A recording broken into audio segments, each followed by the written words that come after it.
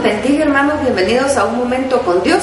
Vamos a seguir nuestro estudio aquí en el libro en el primer libro de Samuel, y continuamos lo que estábamos estudiando el día de ayer en el capítulo 13. Ahora vamos al capítulo 14 y dice así la palabra: aconteció un día que Jonatán, hijo de Saúl, dijo a su criado que le traía las armas: ven y pasemos a la guarnición de los filisteos que están en aquel lado. Y no lo hizo saber a su padre. Y Saúl se hallaba al extremo de Gabaa, debajo de un granado que hay en Migrón, y la gente que estaba con él era como 600 hombres. Y Abías, hijo de Ahitob, hermano de Icabod, hijo de Finees, hijo de Elí, sacerdote de Jehová en Silo, llevaba el efod, y no sabía el pueblo que Jonatán se hubiese ido. Y entre los desfiladeros por donde Jonatán procuraba pasar a la guarnición de los filisteos, había un peñasco agudo de un lado y del otro lado, y el uno se llamaba Boses y el otro Sene. Uno de los peñascos estaba situado al norte hacia Migmas y el otro al sur hacia Gabaa. Dijo pues Jonatán a su paje de armas: ven, pasemos a la guarnición de estos incircuncisos, quizá haga algo Jehová por nosotros, pues no es difícil para Jehová salvar con muchos o con pocos. Y su paje de armas le respondió: haz todo lo que tienes en tu corazón, ve pues aquí, estoy contigo a tu voluntad. Dijo entonces Jonatán: vamos a pasar a estos hombres y nos mostraremos a ellos. Si nos dijeren así: esperad hasta que lleguemos a vosotros, entonces nos estaremos en nuestro lugar y no subiremos a ellos. Mas si nos dijeren así: subid a nosotros, entonces subiremos, porque Jehová los ha entregado en nuestra mano, y esto nos será por señal. Se mostraron pues ambos a la guarnición de los filisteos, y los filisteos dijeron: he aquí los hebreos que salen de las cavernas donde se habían escondido. Y los hombres de la guarnición respondieron a Jonatán y a su pie de armas y dijeron: subid a nosotros y os haremos saber una cosa. Entonces Jonatán dijo a su paje de armas: sube tras mí, porque Jehová los ha entregado en nuestras manos. Y subió Jonatán trepando con sus manos y sus pies, y tras él su paje de armas, y los que caían delante de Jonatán, su paje de armas que iba tras de ellos, los mataba. Y fue esta primera matanza que hicieron Jonatán y su paje de armas, como 20 hombres en el espacio de media yugada de tierra.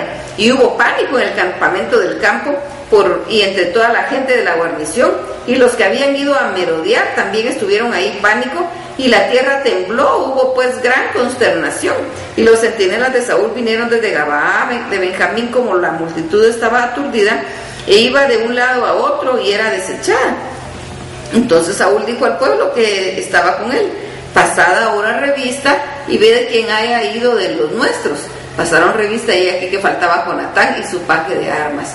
Y Saúl dijo a Ahías: trae el arca de Dios, porque el arca de Dios estaba entonces con los hijos de Israel. Pero aconteció que mientras aún no hablaba Saúl con el sacerdote, el alboroto que había en el campamento de los filisteos aumentaba e iba creciendo en gran manera. Entonces dijo Saúl al sacerdote: detén tu mano. Y juntando Saúl a todo el pueblo que con él estaba, llegaron hasta el lugar de la batalla, y aquí que la espada de cada uno estaba vuelta a su compañero, y había gran confusión. Y los hebreos que habían estado con los filisteos de tiempo atrás, y había venido con ellos de los alrededores al campamento, se pusieron también al lado de los israelitas que estaban con Saúl y con Jonatán. Asimismo los israelitas que tenían escondido en el monte de Efraín, oyendo que los filisteos huían, también ellos los persiguieron en aquella batalla. Así salvó Jehová a Israel aquel día, y llegó a la batalla hasta Betabén. Pero los hombres de Israel fueron puestos en apuro aquel día, porque Saúl había juramentado al pueblo diciendo: cualquiera que coma pan antes de caer la noche, antes que haya tomado venganza de mis enemigos, sea maldito. Y todo el pueblo no había probado pan, y todo el pueblo llegó a un bosque donde había miel en la superficie del campo. Entró pues el pueblo en el bosque, y he aquí que la miel corría, pero no hubo quien hiciera llegar a su mano a su boca, porque el pueblo temía el juramento. Pero Jonatán no había oído cuando su padre había juramentado al pueblo, y alargó la punta de una vara que traía en su mano, y la mojó en el panal de miel, y se llevó su mano a la boca, y fueron aclarados sus ojos. Entonces habló uno del pueblo diciendo: tu padre ha hecho jurar solemnemente al pueblo diciendo: maldito sea el hombre que tome hoy aliento. Y el pueblo desfallecía. Respondió Jonatán: mi padre ha turbado al país. Ver ahora cómo han sido aclarados mis ojos por haber gustado un poco de esta miel.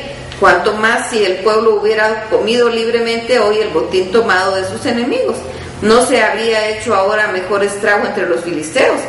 E hirieron aquel día a los filisteos desde Migmas hasta Jalón, pero el pueblo estaba muy cansado. Y se lanzó el pueblo sobre el botín y tomaron ovejas, vacas, becerros y los degollaron en el suelo, y el pueblo los comió con sangre. Y le dieron aviso a Saúl diciendo: el pueblo peca contra Jehová, comiendo la carne con la sangre. Y él dijo: vosotros habéis prevaricado, rodadme ahora acá una gran piedra. Además dijo Saúl: esparcíos por el pueblo y decidles que me traigan cada uno su vaca y de cada cual su oveja, y degolladas aquí, y comed, y no pequéis contra Jehová, comiendo la carne con la sangre. Y trajo todo el pueblo cada cual por su mano su vaca aquella noche, y la degollaron ahí. Y edificó Saúl altar a Jehová. Este altar fue el primero que edificó a Jehová. Y dijo Saúl: descendamos de noche contra los filisteos y saquearemos hasta la mañana, y no dejaremos de ellos ninguno. Y ellos dijeron: haz lo que bien te pareciere. Dijo luego el sacerdote: acerquémonos aquí a Dios. Y Saúl consultó a Dios: descenderé tras los filisteos, los entregarás en mano de Israel. Mas Jehová no le dio respuesta aquel día. Entonces dijo Saúl: venid acá todos los principales del pueblo y sabed y ved en qué ha consistido este pecado hoy. Porque vive Jehová que salva a Israel, que aunque fuere en Jonatán mi hijo, de seguro morirá. Y no hubo en todo el pueblo quien le respondiese. Dijo luego a todo Israel: vosotros estaréis a un lado, y hoy Jonatán mi hijo estaremos al otro. Y el pueblo respondió a Saúl: haz lo que bien te pareciere. Entonces dijo Saúl a Jehová, Dios de Israel: da suerte perfecta. Y la suerte cayó sobre Jonatán y Saúl, y el pueblo salió libre. Y Saúl dijo: echad suertes entre mí y Jonatán mi hijo. Y la suerte cayó sobre Jonatán. Entonces Saúl dijo a Jonatán: declárame lo que has hecho. Y Jonatán declaró y dijo: ciertamente gusté un poco de miel con la punta de la vara que traía en mi mano, y he de morir. Y Saúl respondió: así me haga Dios y aún me añada, que sin duda morirás, Jonatán. Entonces el pueblo dijo a Saúl: ¿ha de morir Jonatán, el que ha hecho esta grande salvación en Israel?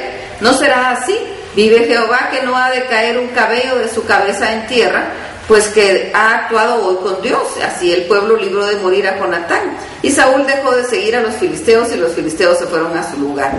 Después de haber tomado posesión en el reinado de Israel, Saúl hizo guerra a todos sus enemigos en derredor, contra Moab, contra los hijos de Amón, contra Edom, contra los reyes de Soba y contra los filisteos.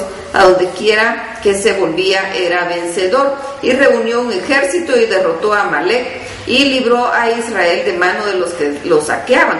Y los hijos de Saúl fueron Jonatán, Isui y Malquisúa. Y los hijos de los hijos eran el de la mayor Merab, el de la menor Mical. Y el nombre de la mujer de Saúl era Ahinoam, hija de Ahimaaz. Y el nombre del general del ejército era Abner, hijo de Ner, tío de Saúl, porque Cis, padre de Saúl, y Ner, padre de Abner, fueron hijos de Abiel. Y hubo guerra encarnizada contra los filisteos todo el tiempo de Saúl, y a todo el que Saúl veía que era hombre esforzado y apto para combatir, lo juntaba consigo. Bien, estaban ellos aquí en plena guerra, y llama la atención cómo Jonatán se acerca a combatir sin esperar la orden de su padre, pero sí esperó la orden de parte de Dios, porque él puso una seña para entender si era de Dios o no era de Dios que ellos se acercaran. Y precisamente logró él, se cumplió la seña que él había puesto, y entonces él dijo: podemos ir, y fueron, y Dios les dio la victoria. El arca de Dios no estaba ahí, pero Dios estaba ahí, porque Él les dio la victoria. Ellos sabían que la presencia estaba en el arca. Pero es que muchas veces nosotros tratamos de limitar a Dios. Pues sí, Dios les había dicho que Él iba a estar ahí, pero eso no quiere decir que lo tenían que encerrar y que solo ahí podía estar. Dios está en todos lados. Y algunas veces nosotros queremos limitar y decir: no, esto tiene que ser de esta forma, y somos tan legalistas que queremos hacer las cosas a nuestro modo y que se cumplan solo con las normas y las reglas que nosotros ponemos, y no es así. sino que es acorde a como Dios dice. Si Dios dice de una manera, es así, no como nosotros decimos. Había Dios establecido que él iba a estar en el arca, pero Jonatán le pregunta, Jonatán pone señas para ver si era de parte de Dios o no, que les iba a entregar a los filisteos, y Dios estaba con él. Dios estaba con él, y eso era lo más importante. Y eso es lo importante hasta la fecha, que actuemos tomados de la mano de Dios.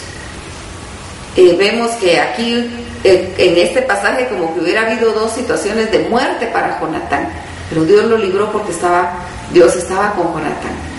La primera es esta, en la lucha, en la batalla, y la otra es cuando él come la miel y el padre había dicho que no comieran. Y echan las suertes y se dan cuenta que había sido Jonatán el que había hecho lo contrario a la orden del rey, pero el mismo pueblo sale en favor de Jonatán, porque Dios estaba con Jonatán, y eso es lo más importante. Debemos buscar que Dios esté con nosotros. Algunas veces no entendemos, algunas veces nos turbamos. Si Dios está con nosotros, vamos. Pero si Él no está, ni nos atrevamos.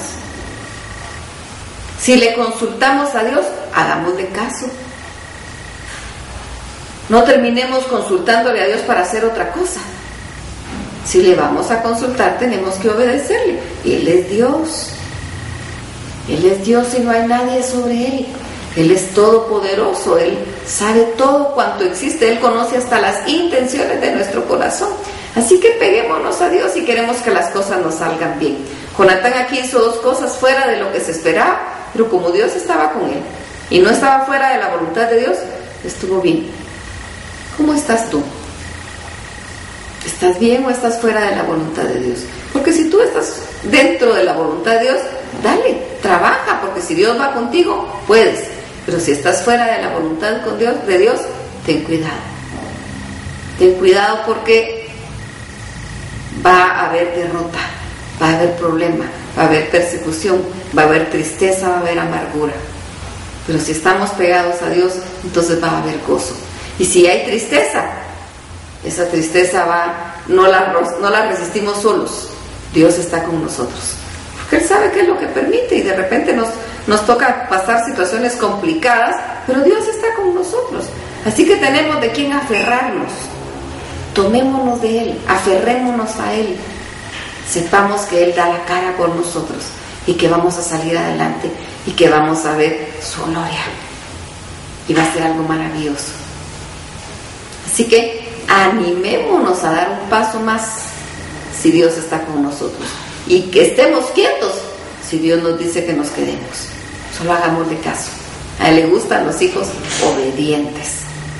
Así que vamos a platicar con el Señor, le vamos a dar gracias y vamos a decirle que queremos ser hijos obedientes y que a donde Él nos quiere enviar, nosotros vamos a ir, siempre y cuando Él vaya con nosotros. Y estamos listos, prestos y dispuestos a lo que Él nos diga, si Él va con nosotros, porque si Él va es ganancia y si Él no va es pérdida. Así que platiquemos con el Señor, propongámonos, dejémonos en sus manos, alabémoslo, glorifiquémoslo, bendigámoslo y pasemos un maravilloso momento con Dios. Que el Señor los bendiga.